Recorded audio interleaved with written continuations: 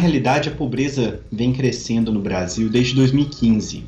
Isso significa que ela começa a crescer em virtude de uma crise econômica, mas o mais surpreendente é que não é somente nesse ano de crise que a pobreza aumenta, é também nos anos de recuperação. Ao longo de 2016, 17, 18 e 19, a gente também tem um aumento da pobreza. A gente teve um processo de recuperação econômica muito fraco. Então, esse crescimento de 1 ponto percentual ao ano, em média, entre 2017 e 2019, é muito pouco. É uma recuperação muito frágil, muito débil, para dar as condições para que essas pessoas emergissem novamente da pobreza e da situação de miséria. Então, as que caíram na pobreza e na miséria lá continuaram, e algumas pessoas, que esses processos eles são todos meio defasados no tempo, né? Algumas pessoas continuaram empobrecendo ao longo desse tempo.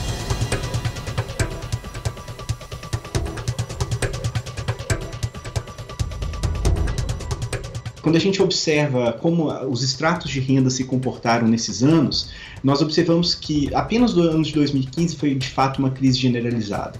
No ano de 2016 já começa a haver recuperação e crescimento para os 10% mais ricos. No ano de 2017, para os 50 primeiros, para os 50% mais ricos. No ano de 2018, para os 75% mais ricos. Ou seja, a crise foi acabando de cima para baixo para os estratos sociais. E por que ela não foi acabando para os pobres?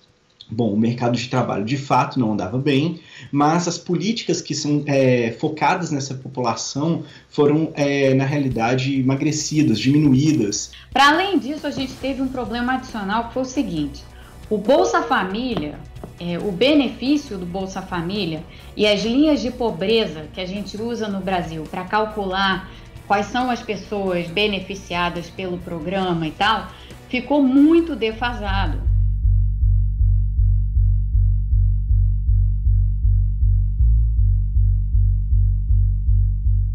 10% dos mais ricos possuem 43% da massa de renda, enquanto que os 10% mais pobres têm 8% da massa de renda. 1% do país concentra 28% da nossa renda. Não é razoável, não tem como dar certo. Por isso que precisamos mudar essa lógica e fazer uma proteção social mais sólida.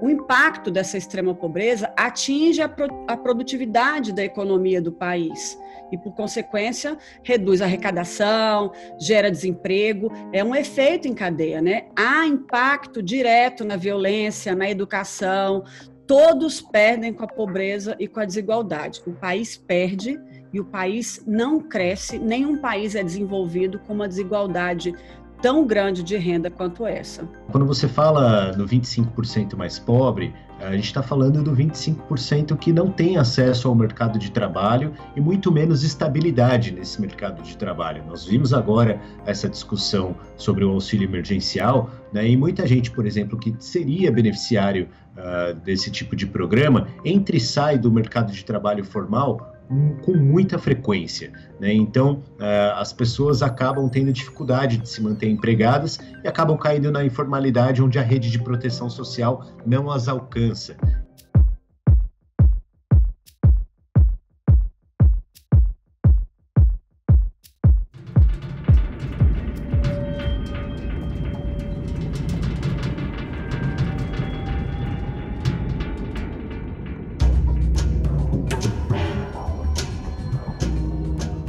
Chegou um momento, mais ou menos uns 4 anos atrás, e que esses alunos começaram a gente começou a perceber nas entrelinhas, né, que muita gente estava empobrecendo. Roupa é uma coisa que a gente percebe muito também. Às vezes a gente percebe um aluno fedendo, entendeu? E eu já cheguei ao ponto de perceber que uma aluna estava muito tímida, muito se afastando. Aí me disseram que ela estava com problemas em casa e quando eu cheguei mais próximo dela, eu senti um odor e tomei liberdade de perguntar o que estava acontecendo. Ela falou que estava sem água e sem luz na casa dela.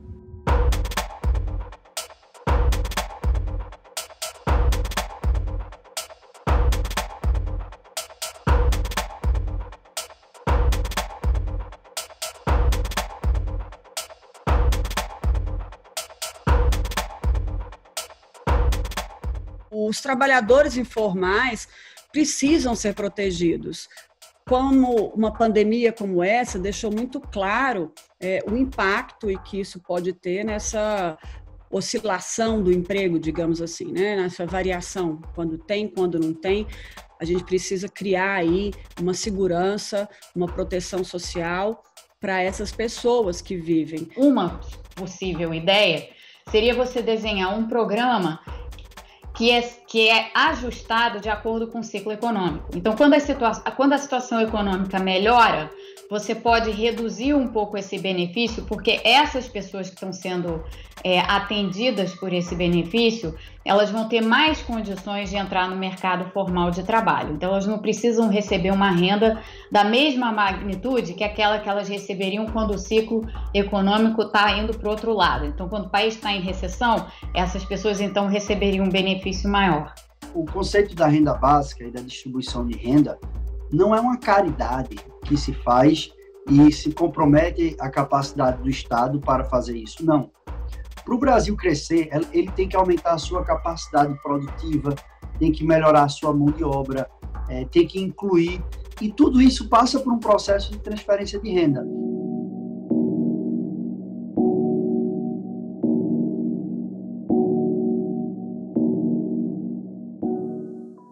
Eu trabalhava com o transporte escolar. Desde 2005, aqui no Sol Nascente, né? Que eu vinha fazendo esse trabalho aqui dentro, junto com a comunidade. 2018, eu tinha, em média, aí, os 2 turnos, era manhã e tarde, eu tinha, em média, aí, uma faixa de 50 a 60 alunos. Já de 2019 para cá, caiu bastante, em torno aí de 60%, e esse ano, 2020, então... Depois da reforma trabalhista de 2017, uma série de modalidades novas de contratação via CLT foi criada, com a promessa de que isso facilitaria a criação de empregos formais, o que não aconteceu, né? E os pobres vão entrar, na verdade, em modalidades desse tipo, de emprego intermitente ou temporário, que, na verdade, dão muito menos direitos, não garantem os patamares mínimos e também não garantem uma formalização em massa. O volume de empregos formais gerados desde então é muito pequeno, né? E, além disso, dentre esse pequeno volume, a fração que corresponde às novas modalidades é muito pequena.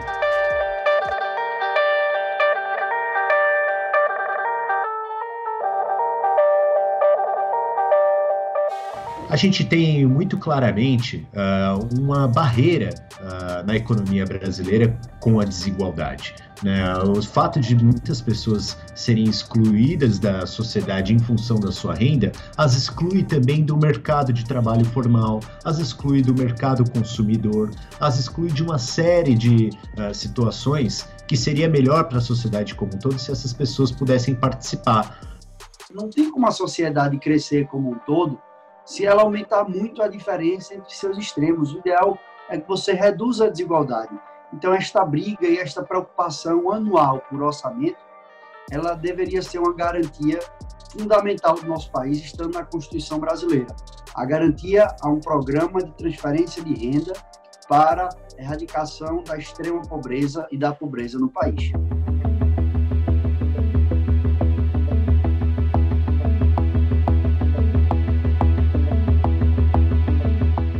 Muita gente entra e sai da situação de pobreza. Quando a gente coloca o sarrafo muito embaixo, pode ser que quando a gente tira foto aí de uma pesquisa social, temporariamente a pessoa não está do lado dos pobres, ela pode estar do lado de cima.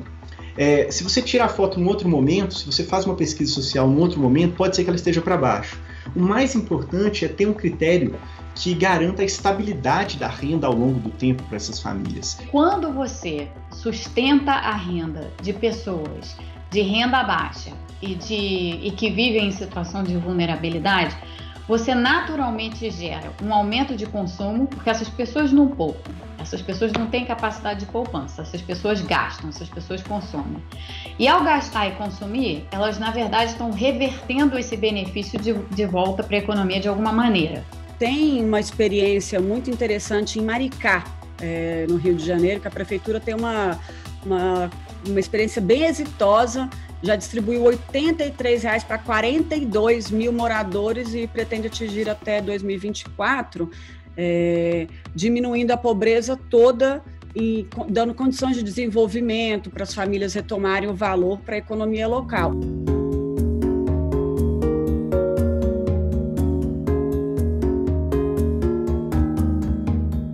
Essa ideia que as pessoas têm de que é muito dinheiro, de novo, depende, pode ser muito dinheiro ou não, né? Como eu dei o exemplo antes, se fosse o auxílio emergencial tornado permanente, seria muito dinheiro.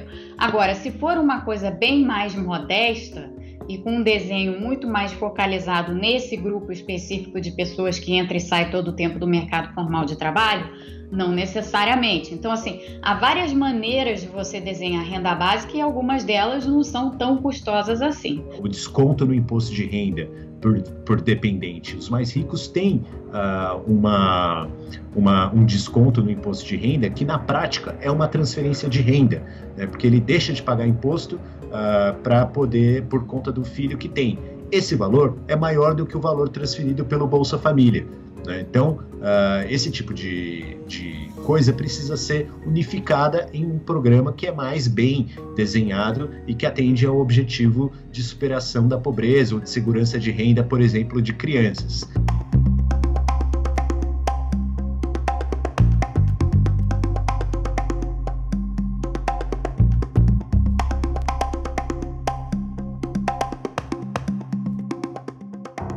Nós jamais vamos conseguir fazer tudo do jeito que a gente quer. A gente tem que buscar convergência. E a política precisa construir muito mais pontes do que muro. Então, o que é que eu coloquei para todo mundo? A nossa luta, você concorda que o Brasil é um país desigual e deve reduzir a desigualdade? Concordo. Você acha razoável 120 milhões de brasileiros recebem um auxílio emergencial, 40 recebem o Bolsa Família. Se o auxílio acabar agora em setembro, 80 milhões, que é 120 menos 40, 80 milhões de brasileiros vão ficar sem nenhuma fonte de renda formal, dá 40% da população. Isso é normal? Não é normal. Então a gente tem que discutir isso.